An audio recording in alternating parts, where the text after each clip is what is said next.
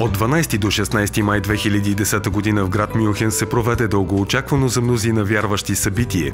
Около 130 хиляди християни от различни европейски страни се стекоха, за да честват Деня на църквата, изразявайки по този начин желанието си за духовно единство. През тези паметни дни православни, католици и протестанти имаха прекрасната възможност да се покланят заедно на Бога, изповядвайки общата си вяра.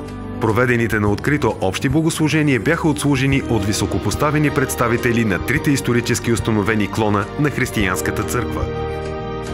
Важното значение на този висок форум беше подчертано и със специалното участие на немския президент Хорст Кьолер и канцлера на Германия Ангела Меркел. На 14 май на площад Одеонсплац беше отслужена православна вечерня с раздаване на 1000 хляба, които бяха благословени от гръцкия митрополит за Германия и екзарх на Централна Европа Августин.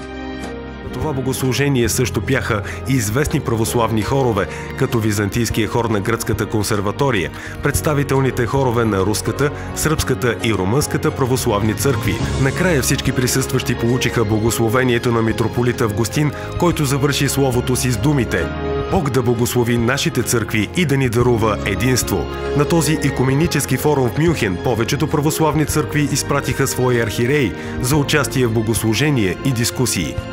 Преди половин столетие, малко след историческото вдигане на схизмата между източната и западната църкви, Вселенският патриарх Атинагор направи важно изявление. В своя проповед, изнесена в Англиканската катедрала в Лондон, той заяви: „Днес всички християнски църкви пътуват към църковно единство. Християнските народи са се изморили да гледат в мрака на миналото.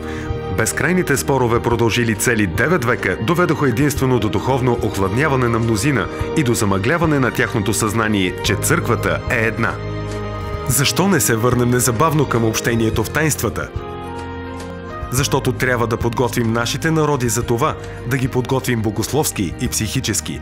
През 900-те години, изминали от 1054 година насам, ние, двата свята на изтока и запада, сме започнали да смятаме, че принадлежим към различни църкви и различни религии. От тук целта на диалозите става съвсем очевидна, а тя е да подготви психически нашите народи да разберат, че има една църква, че всички ние вярваме в един и същи Бог, Спасителя Христа.